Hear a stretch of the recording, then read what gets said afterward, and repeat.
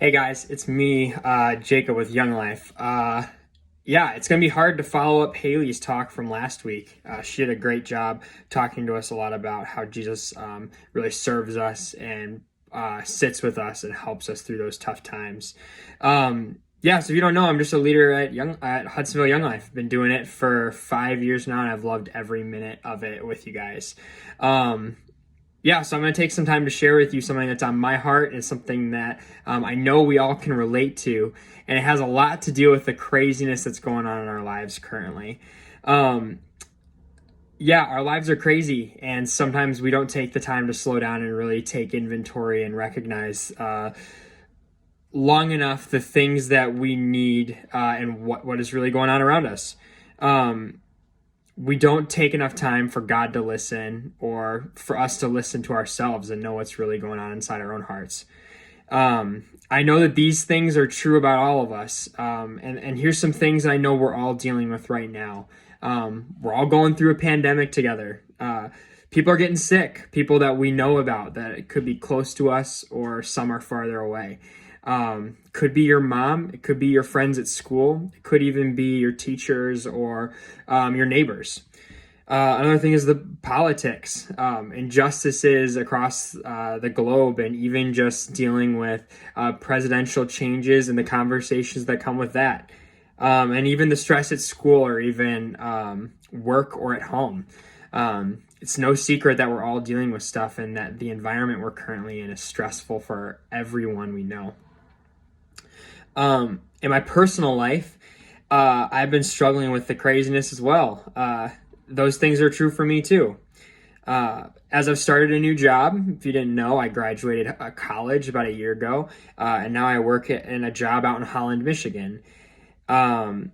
And I'm going through these life changes really quickly, relationship changes with family, people getting sick that I know and care about, and even just the changes in job and environment. It all feels so different, let alone not getting to see you guys. Man, I miss being in the club room with you guys. Yeah, that's one of our hopes this next year that we can do that again. So something I know is this, though, something that I know is true, is that Jesus is never too busy and he's never too important to take time to listen to you. I want to read you a story from the Bible. And you know, at Young Life, we love to talk about Jesus because he means so much to us and he's taught us so much. And this is a story I know you've heard before, but it's a story that still rings true even today. And so I want to take a minute or two to meditate on it with you and to think about how this can change our lives in the next few months.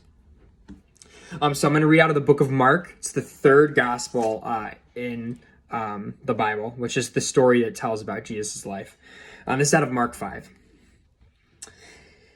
To give a little context, Jesus just got off of a boat and he's on his way to go see his friend. Here we go.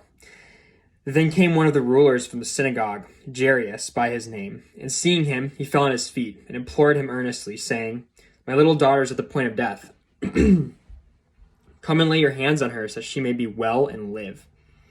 And he went with him. And a great crowd followed him and thronged about him. And there was a woman who had a discharge of blood for 12 years and who was suffering much under many physicians and had spent all that time she had. It was no better, but grew rather worse. She had heard the reports about Jesus and came up behind him in the crowd and touched his garments. For she said, "If I touch even his clothes, I will be made well." And immediately the flow of blood dried up, and she felt in her body that she was healed of her disease. And Jesus, perceiving in him that power had gone out, immediately turned about in the crowd and said, "Who touched my garments?" And his disciples said to him, "You see the crowd pressing around you, and yet you say, 'Who touched me?'" And he looked around to see who had done it, but the woman, knowing what had happened to her, came in fear and trembling and fell down before him and told him the whole truth. And he said to her, "Daughter, your faith has made you well. Go in peace and be healed." While he was still speaking, there came from the ruler's house who said, "Your daughter is dead. Why trouble the teacher any further?" But overhearing what they said, Jesus said to the ruler of the synagogue, "Do not fear, only believe."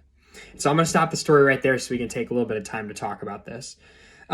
It's awesome. Jesus spent time with his disciples. He spent time trying to go and be with a ruler or a friend of his who needed help for his daughter. But instead, this person stopped him in the middle of the crowd, in the middle of a busy season when Jesus was trying to get from one place to another as quick as he could to help this woman who was dying. And I can promise you that Jesus wants to spend time to hear you out on anything you're dealing with, big or small. And he proves it right here. This woman came to him with a big sickness, something that was troubling her for 12 years. I mean, that's most of our lives, 12 years. And a way that we can come to Jesus is something pretty simple, and it's something that we like to call prayer. Time where we're taking time to be still, to quiet our hearts, and to tell him everything. Like the word says, the whole truth. And so I just want to leave you with this question. What are some things you want to be praying about? What are some things that you need to be telling Jesus about, that he can help you walk through with you in this busy season, that he can help guide you through, bless you in, and listen to you as you need listening? Jesus doesn't promise all the time immediate answers, but he promises that we'll have peace, that he'll show us his love, and that he'll give us his joy. And those are huge things. And as you also go, I want to ask just an additional question. What are ways that us as Young Life leaders, your friends who love and care for you, how can we be praying for you? What are the things you're praying about that you can share with us that we can also be praying for you for? Anyway, have a great week, guys. Really excited to see all of you soon. I miss you. Talk to you guys soon. Bye.